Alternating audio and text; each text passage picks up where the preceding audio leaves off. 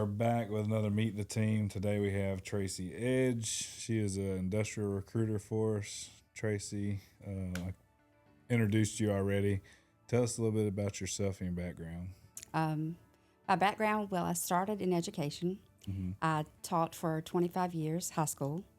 Government economics, history is my thing. And there were several reasons why it was time to leave that field. I've told the kids forever I had to figure out what I was going to do when I grew up. When I stopped going to proms and having homecomings, I had to figure that out. So I did retire after 25 years and did some family caring for. I had some people in my family that were sick at that time. And then started trying to figure out what I wanted to do. And I just got really fortunate. I got really blessed. A friend of mine called and said that worked for the state, asked me if I would thought about recruiting for a big industrial company here in Mobile. And it's not something I'd ever thought about, not something that ever crossed my mind. And I said, I just don't know. She said, what have you spent your life doing? I said, reading and evaluating. And she says, that's what you would do. You look at resumes and evaluate, and I think you'd Very like it. similar to Yeah. what you do in recruiting. Yeah. Just, So I tried it, loved it. and then too, I mean, you still there's pieces of educational in the recruiting aspect. Like you deal with a lot of younger guys that are coming out of college that hadn't placed their foot in the workforce yet. So you're getting an opportunity to educate them on a career field that they may like to go in. There's a crossover, Chase, because I spent my whole career trying to encourage kids to figure out what they were passionate about, what they were good at, and trying to get them to do their best in that field, do that best in their area, whether it was science or math or history, and to try to get them to improve themselves, to take the next step. Because for the last 10 years, I taught nothing but seniors. So spent a lot of time talking about their careers. So this is a perfect fit for me. Yeah. Because what I do now is talk to people about where your skills, what is your strongest skill? Yeah. What fits you the best. Did y'all, in your educational field, like teaching seniors, was it pushed on y'all to educate them on next steps, like where to go afterwards? Like college or trades or? Oh, absolutely. I mean, absolutely. We were constantly evaluating and looking at the options, and different tests were constantly coming out to encourage kids, not just like ACT is always, of course, college prep, but there are always new workdays tests coming out to try to make the kids aware of what other fields that they may be good at. Is it pushed though or as a teacher, are you pushed to convince them to go to college more so than you would to get in a trade? I would say, Chase, 7, 8, 9, 10 years ago, then yes. If a child was going to have a bright future, then you constantly pushed the academics and how are you studying and how are you preparing for the ACT and what's going to get you in that college door, and really focusing on that admittance. But things have changed an awful lot. Do you think it's changed? Oh, I do. Now? You think I do, yeah. Not so I mean, much just of a with push? our local high schools, we now offer so many more programs that with teaching kids skills to put them to work right out the door. We offer welding, we offer nursing programs. They're offering preparedness for the service industry. I mean, they are pushing more now that kids look at other options other than just college. Yeah, because I mean, a lot of the trades that we're in and we're dealing with, these guys are making good money. They make real good money. And they make real good money. They don't have to go to college, a trade school or welding school or something like that. They're not having to go sit and spend 2 years doing their basics again that they just got out of high school doing. And not even spend the 2 years doing their basics. Yeah. Think about the debt after a 4-year college. I've got a daughter right now in college, and whoa. Yeah. It takes a lot. And, with these kids that are going through, there's so many ways for them to go through these skills classes, welding, and that the state even helps out with. Yeah. Helps pay for that, and then gets these kids right into the workforce. Yeah, especially now, like the transition of, like, you see all the AI and the robots and stuff, they're going to push that even more. So I would assume there's going to be a bigger shift in the academic program of trying to get these kids to do more like blue collar work. Because you can go into blue collar work and, make a good living, 150 grand a year, upwards. Oh, yeah. And there's a shortage. Yeah. I mean, we know that from trying to recruit for it. Mm-hmm. I can call 25 people before I find 2 people that are meeting the qualifications of some of these industrial positions that I'm looking for. Yeah. There's a shortage Yep. of people that are really, really skilled in this area. So you're getting now, there's such a shortage, the government's seeing it. The government, Austal, for instance, is building warships. We're in a war right now. The government's pushing all these people to go into the blue-collar industry. They need them. They're giving out grants. They're doing all this stuff. So now you can come out of high school. Somebody can help pay for your education to learn how to weld or, do whatever industry you're going into to support the growing economy. And then, you're getting support there. And then you're getting almost a guaranteed job. A guaranteed job, that's right. And you're not wasting 4 years. I wouldn't say waste because I believe college is good for some people.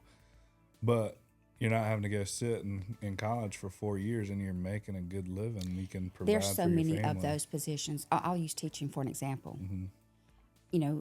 I did my time in college to get ready to teach, but I didn't learn how to teach until I walked into that classroom. Yeah.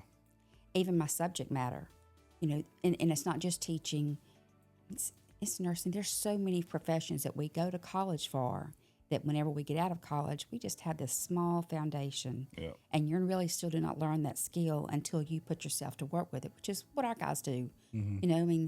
They go to their year class for welding, but they learn that skill once they've been doing it for a year. Yeah. A good year, they're good on it. It's a lot different when you get out of the classroom setting or the booth and you go out there and you're physically on the job site. But one of the big things is, like, I'm always amazed at how well you do in the recruiting aspect. I guess I didn't put like hand in hand, teacher, recruit, industrial recruiter, like those are so far apart. How do you feel that background, like the transition, what benefits you from being an educator to now? Being an educator, you're in a classroom from 7 to 3 with 30 to 35 kids a day. Mm-hmm. And with secondary, I was changing that out every 90 minutes. So for a given day, I have dealt with 120 personalities. Yeah. That's not counting all the extracurricular things I did to deal with other personalities. With recruitment, you've got to be able to talk to people and meet them where they are. You've got to be able to pull their personalities out, pull their skills out, find out what they're interested in, help them get ready for an interview. I spend time talking to them and saying, these are the kind of things they're going to be asking, and let's kind of practice this, Yeah. What skills did you take from being a teacher that you can implement today in recruiting? What skills? Well, being patient with people and making them evaluate themselves. Mm-hmm. Teachers do that all the time. I can see, like, outsider perspective. I love watching you back there work. Make little comments all the time. I can see it, like, the patient with them and, like, really, like, because we have every recruiter we have is completely different. We all They're are. all amazing. Different styles. I enjoy watching you because you get the patience side of it, and then you're educating these people more so on the job that they're going into. Where, it's like another recruiter out here. They're gonna explain the job, what it is, and here's the details. And I can see you more so doing more educational stuff. Very detail oriented. Yeah. And I think it helps that client to know, for me to give them as much information as I can possibly give them. If someone goes on a job interview and comes back and says, hey, this is kind of where I slipped, this is where I failed, and I think I should have said, when I talk to the next person, I'll say, hey, when you're in that interview, keep these things in mind. I want the person that's going on that job interview to have as much information as they can to make an educated presentation of themselves. Yeah. And so I do probably over-educate. Sometimes I hear Teacher Tracy back there. Yeah, sometimes you do get Teacher Tracy. I'm because like, Tracy, bring it back, girl. you'll constantly hear me tell them, do not be late for this interview. Oh, yeah. And you make sure that you are dressed. You make sure that you look them in the eye when you're speaking to them, shake their hand when you leave, tell them thank you. I hear myself giving not suggestions, but instructions on this is, make sure you do. But I also recruit a lot of young people. Yeah, I think it's a heart that you adapt being in education for so long. It's like that mother hen comes out. It's like you want them to be good, so you're teaching them to be good, succeed. And you're telling them all the things they need to know, and you're not giving them a suggestion. You're telling them instructions because you want it, more so for them than sometimes they may want for themselves. And that's the hard part. That is the hard part. That is very much the hard part, because I don't want them to have just one option. Mm-hmm. I oftentimes submit these candidates to one or two jobs, and when they're going to the second job, I'll say, now this person is different when they interview, and this assessment's a little bit different, and I want to go over and review all of it, because I want these guys and these girls that we interview, I want them to be successful. Same thing in the classroom. Yep. Kids don't like to be corrected. Yeah. And adults don't either. And adults don't either. Yeah. Right. But you don't get to the next stage of your career without any corrections or suggestions. Yep. And I oftentimes get resumes that I'll say, we're going to sit down and go over this resume together. We're going to kind of look at it again, and we're going to make some corrections. I do that all the time with them, because there are so many skills that you have. Talk me through and tell me what you did on this job. Yeah. Let's highlight that. You didn't do that. Well, I thought it was okay. Well, it was okay. Mm-hmm. But we don't want to submit a resume that is okay. Yep. We want to submit a resume that is exceptional. Yep. And that's the same thing I did in the class. Mm-hmm. What you turned into me was all right. Yeah. But you're better than this. Yeah, and there's a lot of people like the different industries, and like I think just the teacher transition to industrial recruiting, because it's not just recruiting. There's recruiting, and then there's what we do, the heavy industrial stuff, the pieces that you're a part of. Like, they're so different.